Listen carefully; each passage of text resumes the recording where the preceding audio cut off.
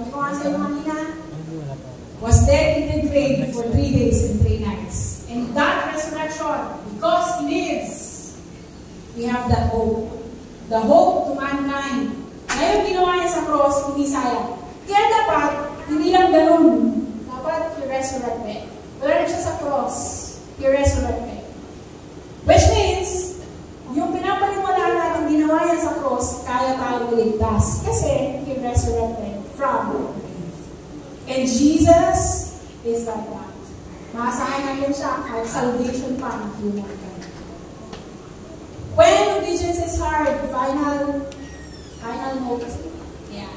When obedience is hard, hirapan din sumunod. Totoo, mahirap sumunod. Kaya yung nangyari kay Jesus, hindi mo masasabing madali yun. Mahirap yun. But, don't run away from God. Run to God and run with God. When obedience is hard, keep obeying because revival is coming. Amen? Amen. Sino dito ang handang sumunod sa Diyos? Amen. Amen. Sige, lahat ng handang sumunod, lahat tayo tumayo. Palakpakan natin ang Diyos. Malakas na palakpak.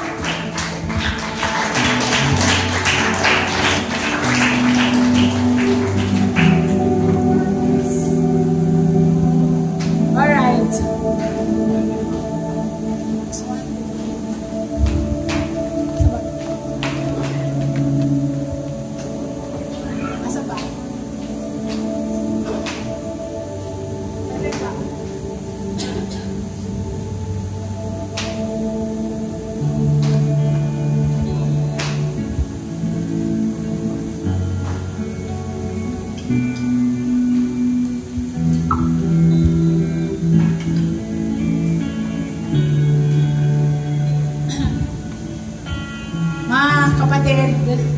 This message ay ibinigay sa atin ng Diyos.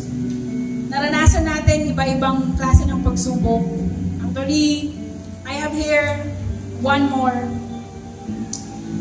Wake up, Christians. Kasi baka tayo ay tulog katulad ni Jonah. Wake up! Wake up, leaders. Ginigising ko kayo, pero ginigising talaga tayo ng Diyos. Kasi kahit ako, ginising niya. Let's care for one another. Kasi yun yung nawawala sa mga Kristiyano. Yung magpahalaga. Hindi tayo ganito. We have the ability, the capability para magamit ng Diyos. We just need to obey. I don't know how hard obedience for you is. Kasi siguro, nag-aaral ka pa lang, o nagtatrabaho, magbata ka pa, I don't know. But, God knows whatever circumstances you are in. Alam ng Diyos kung anong mahirap sa'yo. Hindi ko yan i-invalidate, tandaan nyo. May kanya-kanya tayong hirap. Mahirap yung akin, pero ako to eh. Natanda ko na, ate nyo, ate ng lahat. But, totoo naman yun eh. Pero kayo, may hirap din. Kasi yan yung edad nyo. Diyan kayo tinawag ng Diyos. Pwedeng nahihirapan ka pang pumunta ng church kasi wala kang pamasahe. Pwedeng nahihirapan kang magtrabaho kasi ito lang yung trabaho mo, minimum pay pa, pang pamilya pa. And many of us like that. But then, God is calling us. Tinawag ako. Tinatawag ka rin. Hindi mo pwedeng sabihin, ikaw lang tinawag. No. You receive God's message today. That's not from me. That's from God. Kaya huwag sana natin hayaang masayang yung oras na to. I do not know how many of you has something in her heart or his heart that God impressed on. He's pressing on you right now. Gusto niyo bang madala pa sa belly ng fish para lang mag-pray? No. Don't let your heart circumstances na maging matigas ang puso natin. Open your heart to God before we sing a song. I want you to tell God right now. Kasi yung aawitin natin, panata eh. Bago ka mamanata, bago ka mag-say ng, Lord, ito ako, mag-obey na ako. Bago mo gawin yung panatang yun. If you have something in your heart right now, I want you to pray for a minute or a second. You tell God what's on your heart. Father in heaven, ito po ang mga anak mo. They're telling you maybe pain, maybe discouragement na naranasan nila, maybe nahihirapan sila, or I don't know, God, but you know everything about them. Alam mong pinagdadaanan nila, and before we say this panata, this promise to obey you, Lord, we are here surrendering everything to you. We surrender what's on our heart and our mind, lahat ng Tarshish sa buhay po namin. Lord, ikaw yung gusto namin sundin. Pero ngayon, nahihirapan man kami, pero we desire, ipinupush po namin to know you more, to have a relationship with you, to follow your voice, and to be with you, to run with you. And Lord, yun po yung mangyari sa oras na to. I speak on behalf of KKB Selyans, lahat po ng leaders right now. Lord, hindi rin madali ang maging leader nila. Hindi madaling pangunahan sila sa lahat ng ginagawa mo sa loob ng church. Because we lead them. We serve them. But Lord, may cost minsan ang aming pong ginagawa. The cost is our finances, our energy, our life, our time, our resources. But Lord, let not that be an obstacle para sumunod sa'yo. You can see our hearts that's willing to obey. And as much as possible, Lord, hanggang sa huli naming hininga, hanggang sa huling pagkakataon po ng aming buhay, maglilingkod po kami. This is the time. It may be a second time, a third time, a fourth time, but we will not end up here. Kasi hindi lang ito yung pagkakatawag mo, hindi lang sa loob ng church. Tinatawag mo kami sa pamilya, tinatawag mo kami sa labas, sa mga kaibigan, sa amin pong lipunan, Panginoon, at kaya mo yun yung magampanan po namin. Whatever Nineveh you're calling us to do, Lord, eto kami, gagampanan po namin. Let's sing the song, Di man sapat aking mga gawa. Di man sapat aking mga gawa. Sa paglilingkod sa Diyos na dakila. Sa paglilingkod sa Diyos na dakila. Di man sapat aking mga salita. Di man sapat maging ang salita. Sa pagpupuri at pagsamba. Sa pagpupuri at pagsamba. Minsan ba, hindi man sapat Di man sapat aking mga gawa.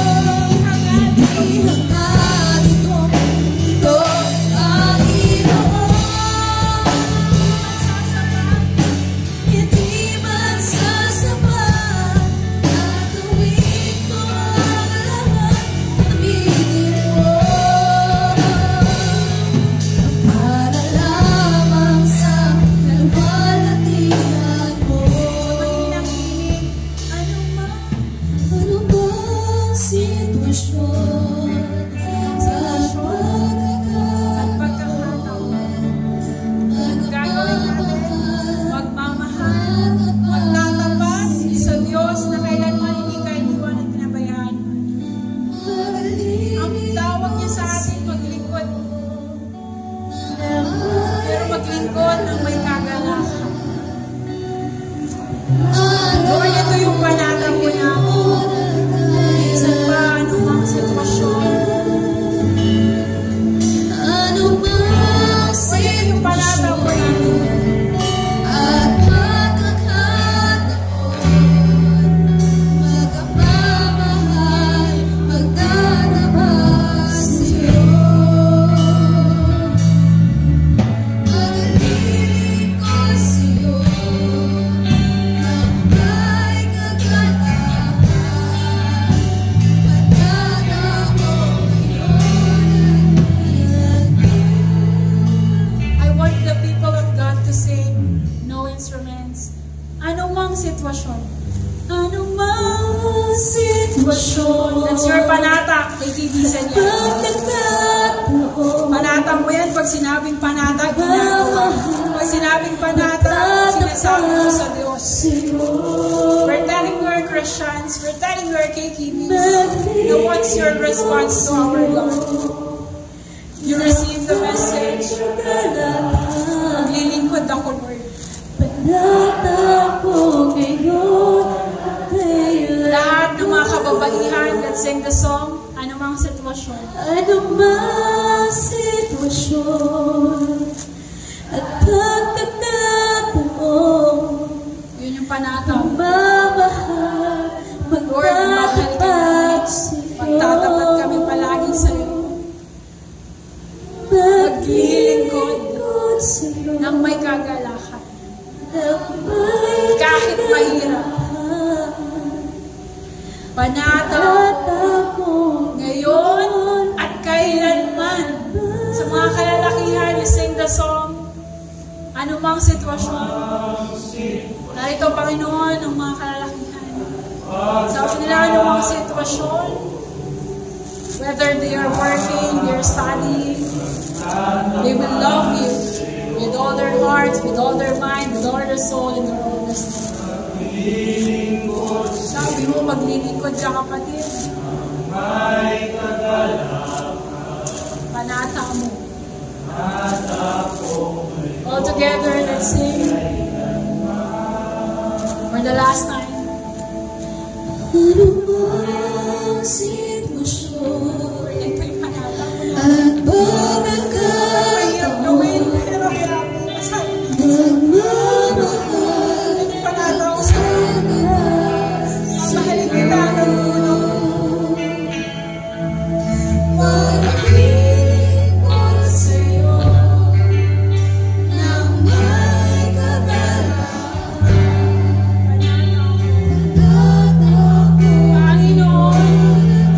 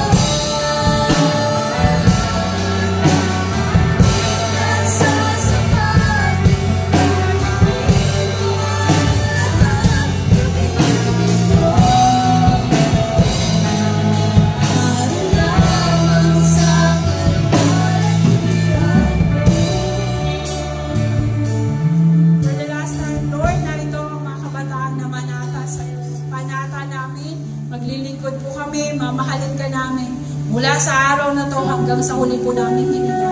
Lord, ang dalangin ko sa bawat isang kabataan, whatever they're facing right now, any storm, oh God, you can still that. We are asking the heaven that can do anything. Nothing is impossible to you, O God. Whatever it is, you answer their prayer. Tugunin mo. Ngayon pa lang, tinugon mo na ito, Panginoon. Anyone who needs healing, let there be healing in Jesus' name. Anyone who needs deliverance, you are delivered by the name of the mighty and powerful name of Jesus. And anyone na meron kang prayer request sa kanyang puso, maniwala ka lang. Sabi niya, you ask and you shall receive it. Naniniwala ko, tinugon tayo ng Diyos. Your obedience will lead to blessing. And you believe in that. Ikaw ay magiging successful at yan ay gagamitin mo para maparangalan ng Diyos. Ang lahat ng kikibisan niyan, Jesus is Lord over your life. I bless you in the name of the Father, in the name of the Son, in the name of the Holy Spirit. Everybody say, Amen and Amen. God, isa pang malakas na palakpak para sa ating Diyos na buhay. Jesus is Lord! Hallelujah!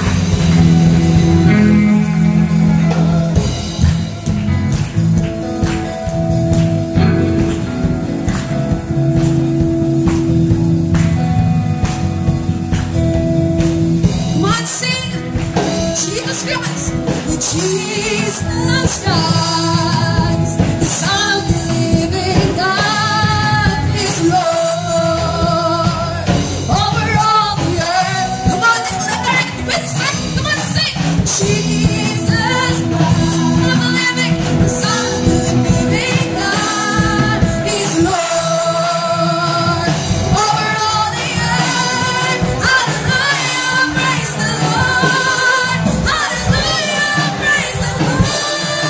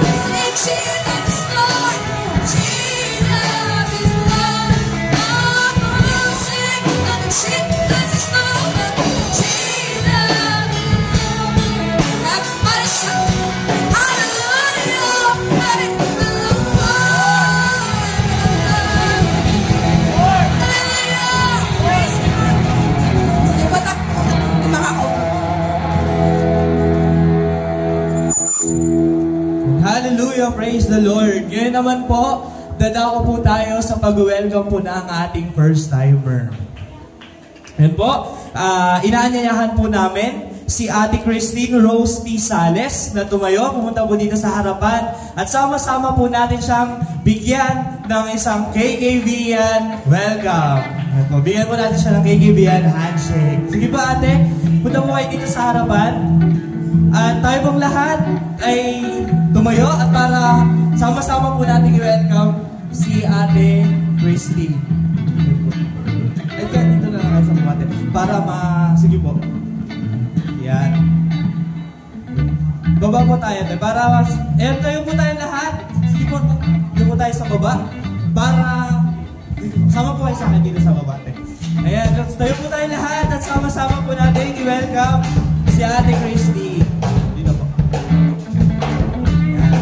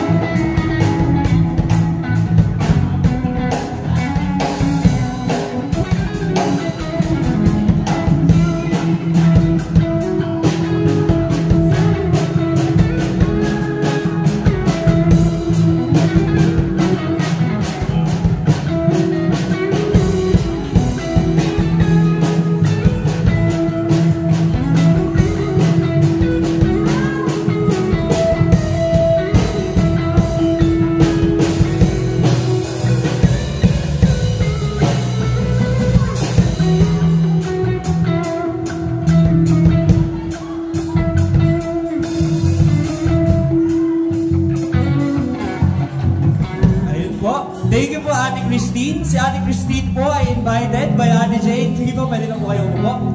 Salamat po. Si Ate Christine ay invited by Ate Jane Carla Marquito. Yan po. Palakpakan naman po natin si Ate Jane. So, ayun, welcome po sa gawain ng Jesus Lord Church sa KKBian Ministry. Wala po kaming ibang itinataas dito, kundi ang gawain lamang po ng ating Panginoong Hesukristo. Ngayon naman po, dadako po tayo sa ating mga regular announcement. First po, yan, ang ating prayer revival po every Wednesday at 6 p.m. via FB and YouTube Live po.